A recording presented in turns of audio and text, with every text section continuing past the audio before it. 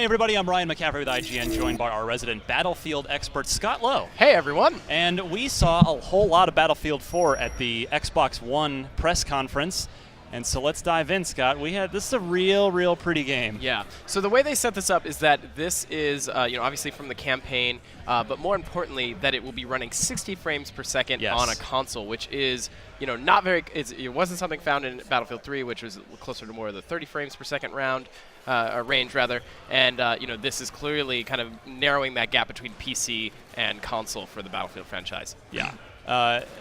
60 frames was a popular theme of the day at the Xbox One conference, which I think pleases us all. Yeah, absolutely. One positive effect of Call of Duty on the entire industry, perhaps. Yeah, absolutely. So, one of the cool things here is you're really seeing the destructibility of the environment, which is, of course, key to the Battlefield franchise at this point, like just being able to just blow everything up. Yeah, this is their Frostbite 3 engine, which you'll be seeing in every next-gen EA game. Yeah, and then you'll notice there was little bars over the players' heads, over your AI companions. So that's part of the new squad-based system that you're working with in the campaign. You're able to kind of direct them to kind of take out or kind of hold position, right? Which is a drastically new addition to this.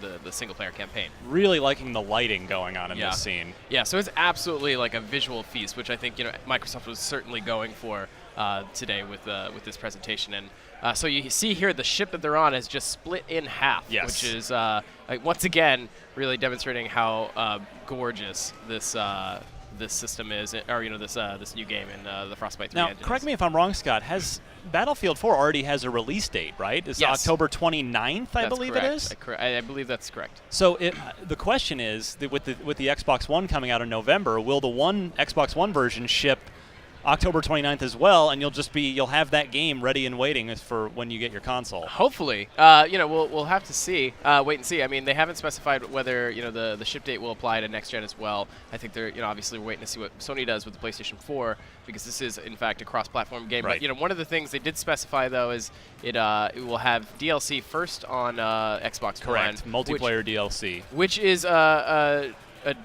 shake-up as compared to Battlefield 3, which was PlayStation 3 first. Yeah. So kind of an interesting change in power there. And this joins Ghosts, which will also have early release DLC on Xbox, which has already been confirmed. Yeah, Microsoft really going for the shooter throat here with Sony. Now we see these planes sliding down the side of the ship on this aircraft carrier.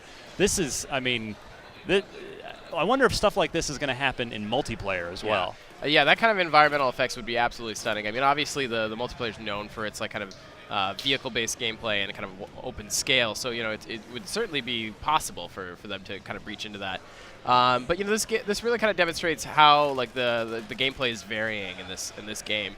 You're going from a kind of a wider environment where stuff's just exploding all around you, and the kind of like a destructible element. Right. And then you have the tight quarters stuff, and then a little bit later on you move into some vehicle stuff. But look at the smoke effect going on here. It's absolutely stunning. And you also see here the new mechanic of being able to switch scopes on your weapon to the side. So if you go from something like a kind of more ranged ACOG and switch over to iron sights, it's a very useful tool. Obviously, for single player, but moving into multiplayer, that could be pretty critical as well. As we move through this battle, this is, this series, this is really the first time Battlefield's single player campaign is getting a lot of emphasis. It's always been just such a multiplayer-heavy franchise. I would argue more so than Call of Duty. Absolutely. Not in terms of popularity, but in terms of the weight.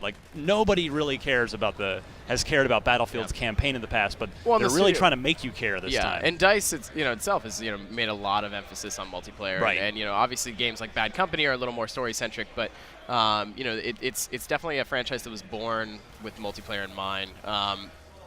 So as we move into the water here, which looks amazing, which also looks amazing, we're getting again kind of a taste of the variety of combat here. So they're moving into a boat situation, which is get in the boat. Which is this particular boat looks pretty rad though. Once you get aboard here, you move into the turret, which just looks like it packs an incredible amount of punch.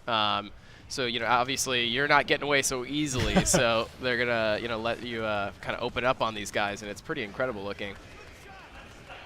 But then you see in a little bit here, he switches over to what appears to be like some sort of torpedo, and he launches it boom, at into the water and hits it. There it goes. It's pretty incredible. And we know, of course, aircraft gameplay will be a part of this game as well. So, as we come to a conclusion on this particular demo, where do you go for all things Battlefield 4? They're already in the right place. IGN.